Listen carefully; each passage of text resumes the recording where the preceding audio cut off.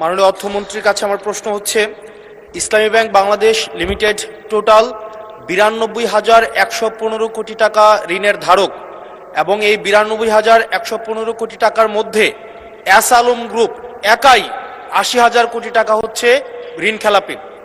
জনতা bank থেকে Beximco group একাই হচ্ছে 25,000 কোটি টাকা হচ্ছে ঋণ খেলাপি। এই ঋণ পুনরুদ্ধারের ক্ষেত্রে মানে এস আলম গ্রুপ এবং বেক্সিমকো গ্রুপের ঋণ পুনরুদ্ধারের ক্ষেত্রে এই অর্থ বছরে আপনাদের বিশেষ কোনো পরিকল্পনা আছে কিনা, আর 2 নম্বর প্রশ্ন আছে কিনা, এবং এস আলম গ্রুপকে তাদের এই ঋণ না পরিশোধ না করে কিভাবে আবার নতুন করে পুনর্বহাল করার চেষ্টা করা হচ্ছে, এটা নিয়ে সরকারের সাথে এস আলম গ্রুপের কোনো সমঝোতা হয়েছে কিনা এই বিষয়টি জানতে চাচ্ছি। ধন্যবাদ।